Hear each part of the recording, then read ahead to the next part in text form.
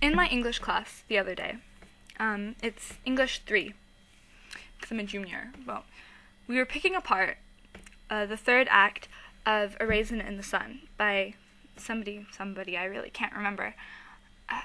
And particularly this one scene where these two characters, they're fighting. They used to be, in the beginning of the play, they used to be both what people would label idealists. And then something happens to one of the characters. Reality kind of smacks her in the face, and she gets depressed and becomes what people would call a realist. And they're both young and intellectual college students, and they get into a fight. The realist, the girl who's taken the position of the realist, is saying that everything is pointless because you can't fix the problems in humanity. And she's saying that it's a circle, and human nature repeats itself, and history repeats itself, and there's no stopping the circle. So why try? Something really hopeless like that. And the opposing character, the one who was still in the idealist state of mind, was saying that, her mistake was seeing things like a circle. He said that life isn't a circle, it's a line, constantly building upon what came before it. A better way to put that is, I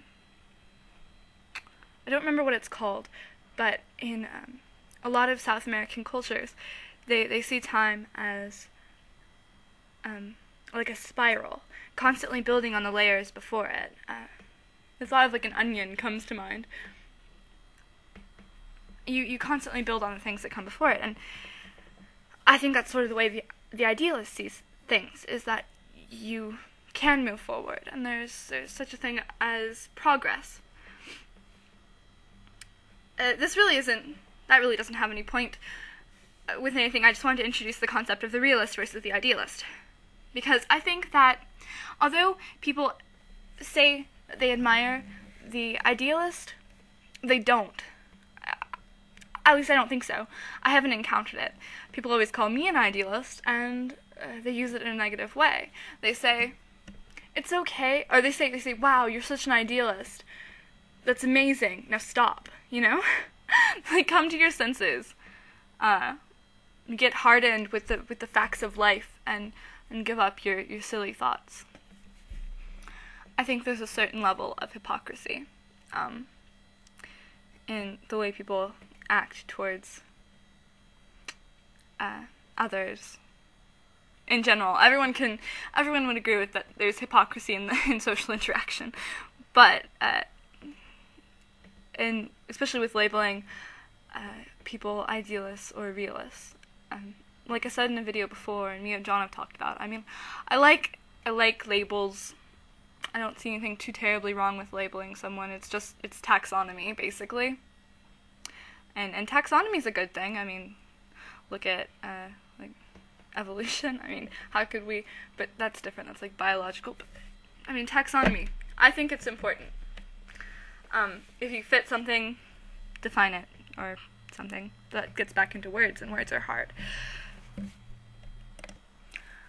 I think that the only reason people like idealists, the reason people like realists is because it's a lot easier to be a realist.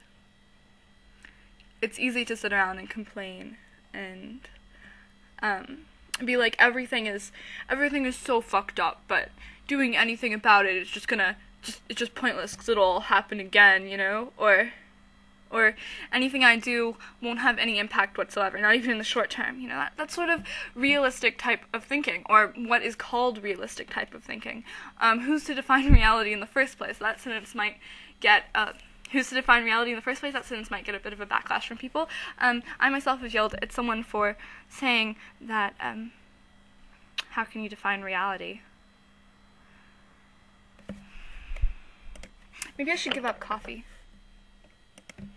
I think realists are just a bunch of pessimists that got together and labeled themselves realists to feel good about complaining instead of doing anything. But maybe I'm just bitter.